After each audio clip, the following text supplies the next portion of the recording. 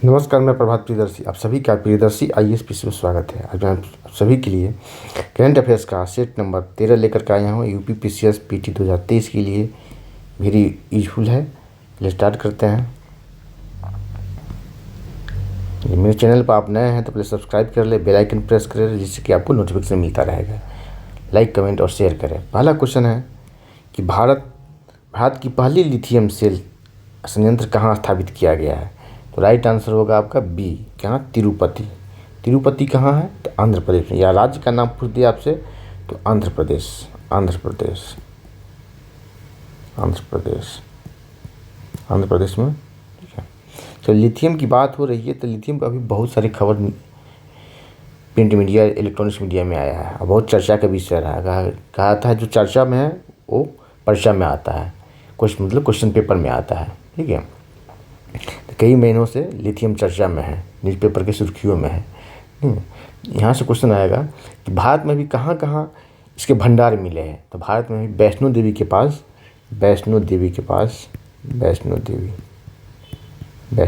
Jammu and के में, जम्मू कश्मीर में एक भंडार मिला है। दूसरा भंडार मिला है कर्नाटक में। कहाँ? तो कर्नाटक में। चलिए ये हो गया कि एक भंडार मिला है माता वैष्णो देवी के पास, दूसरा कर्नाटक में मिला है। अब इससे क्वेश्चन आएगा कि विश्व में सबसे बड़ा भंडार कहाँ है? कौन सा देश के पास सबसे ज़्यादा भंडार है लिथियम का? तो वो देश है, उसका नाम है चिली। क्या है? चिली।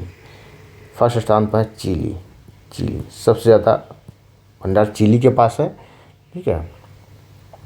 तो कितना लाख टन इसके पास रिजर्व है, भंडार है? तो 92 लाख टन इसके पास भंडार है लिथियम का। 92 लाख टन। सेकेंड स्थान पर भारत आ गया है अपना। भारत के पास कितना है? तो 59 लाख टन भारत के पास इसका भंडार है, ठीक है। और तीसरे स्थान पर ऑस्ट्रेलिया है और चौथे स्थान पर अर्जेंटीना है और पाँचवें स्थान पर चीन है। चीन का कितना है? चीन की चर्चा होती है। चीन का 15 लाख टन मात्र है। लेकिन ये क्या करता है? लिथियम से बैटरी का उत्पादन अधिक करता है, ठीक है, सर्वाधिक करता है और सप्लाई करता है। भारत में भी चीन से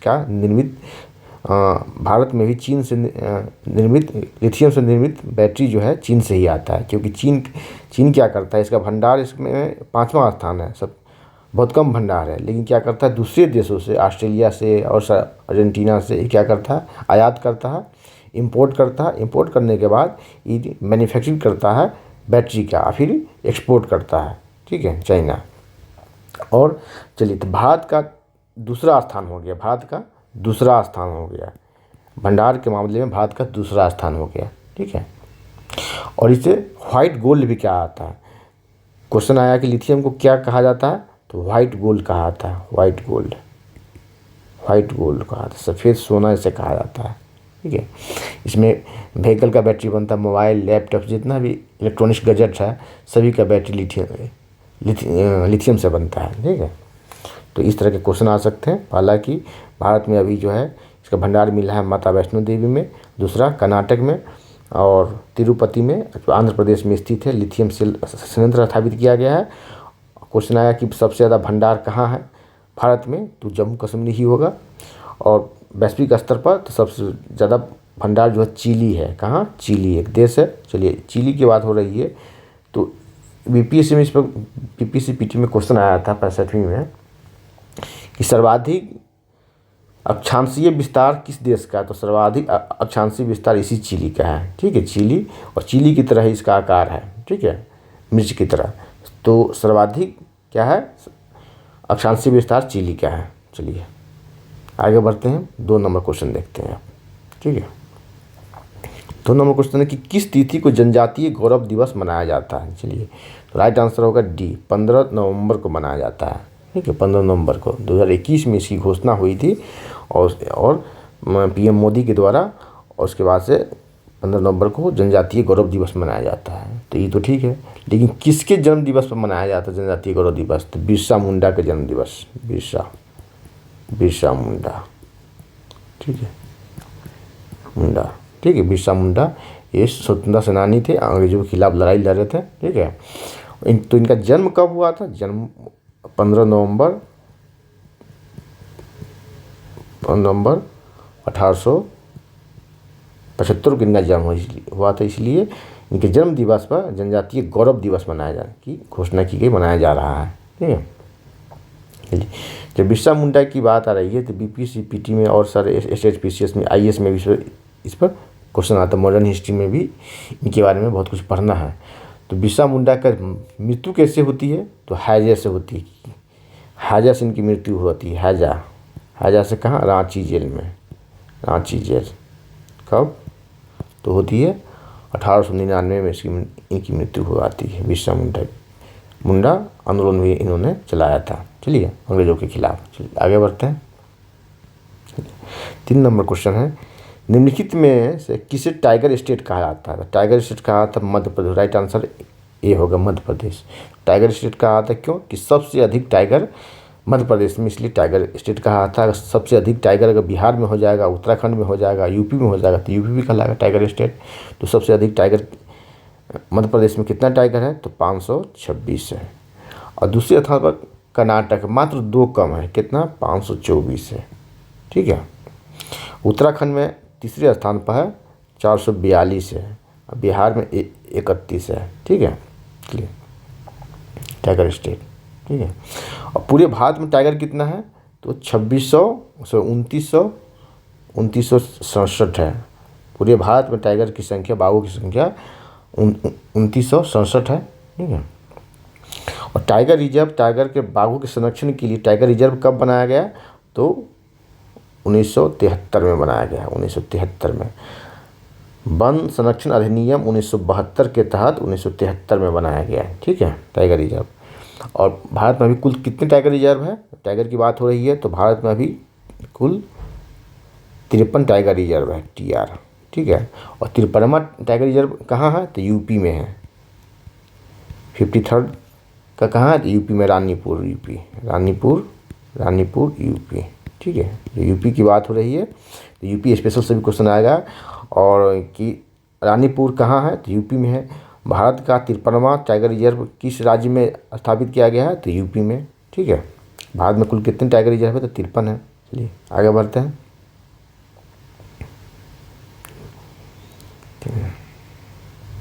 और टाइगर रिजर्व भारत में अभी तो 53 है, लेकिन कई अभी प्रोसेस में है, बनने के हैं। ठीक है, इनको सेंट्रल गवर्नमेंट से अप्रूवल मिलने की इंतज़ार है। जैसे बिहार में भी एक ही टाइगर रिजर्व है, वाल्मीकि नगर, लेकिन कैमूर में दूसरा प्रस्तावित है। जब उसे सेंट्रल गवर्नमेंट से अप्रूवल मिल जाएगा तो वहाँ भी विधिवत स्थापित हो जाएगा। तो दूसरा टाइगर रिजर्व होगा बिहार का कैमूर। चलिए 4 नंबर देखिए कि 15वें वित्त आयोग के अध्यक्ष कौन है? राइट आंसर होगा NK सिंह। चलिए, जब वित्त आयोग की बात हो रही है, ठीक है, तो वित्त आयोग क्या के बारे में और जाने आप। ठीक है, कि इस संविधान में वित्त आयोग के बारे में किस आर्टिकल में उल्लेख किया गया है? तो आर्टिकल 280। ठीक है, आर्टिकल 280 में टेन्यूर कितना होता है इसका? इसका होता है 5 वर्ष होता है, 5 ईयर्स होता है। ठीक है, और 15वें वित्त आयोग ने राज्यों को कितने देने की सिफारिश किया है? तो 41%।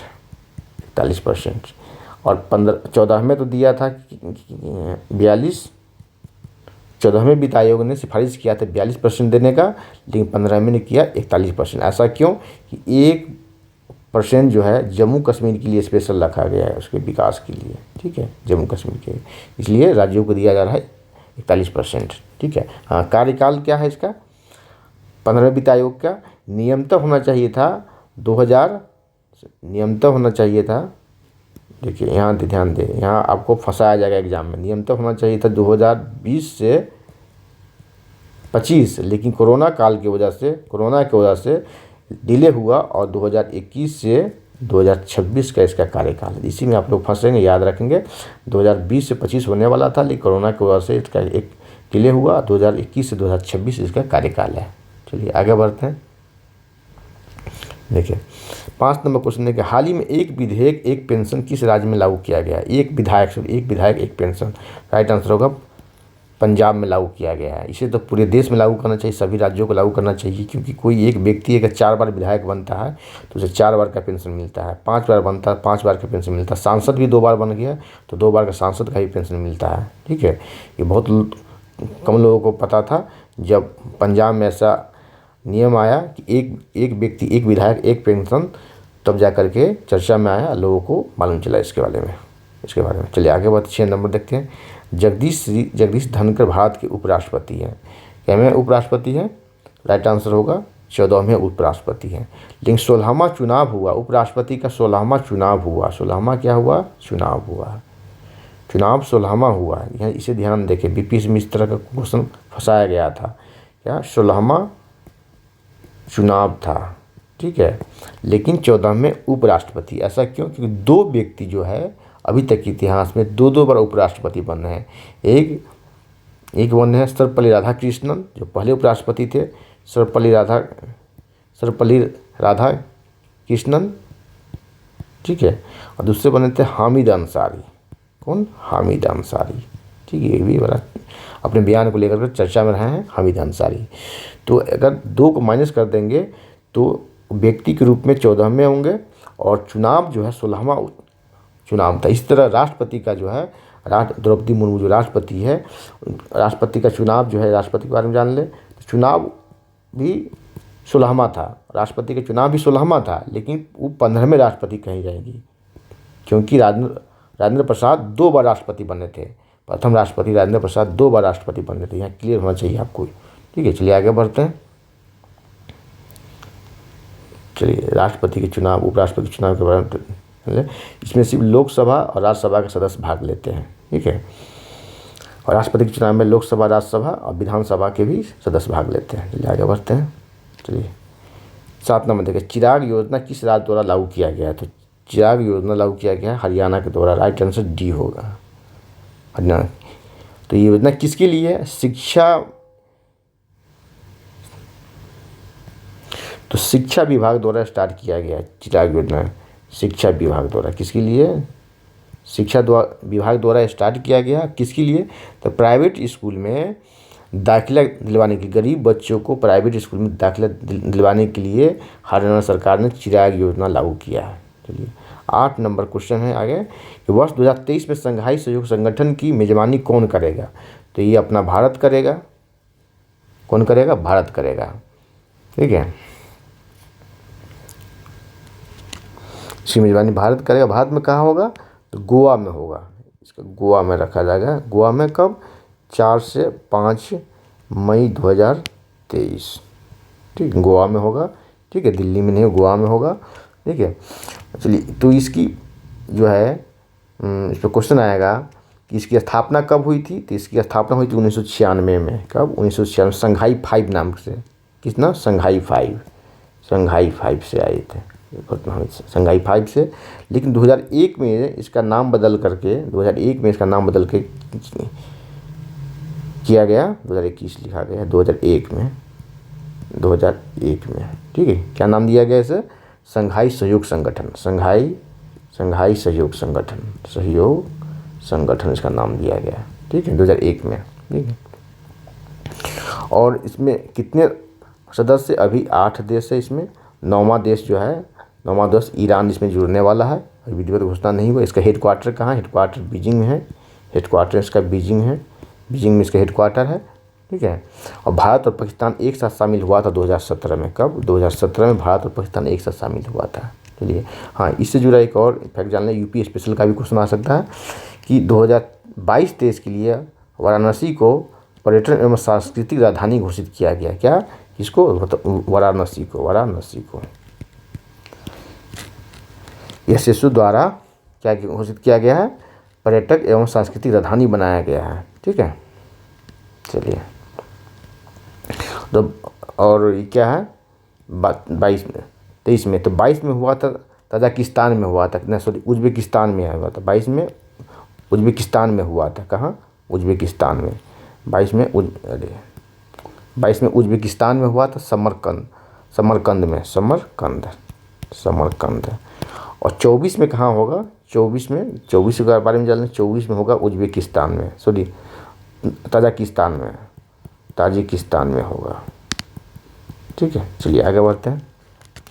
9 नंबर देखिए, देश का पहली बार double decker AC electric bus कहाँ चलाया जा रहा था? राइट आंसर होगा बी, मुंबई में। डबल डेकर एसी इलेक्ट्रिक बस मुंबई में। चलिए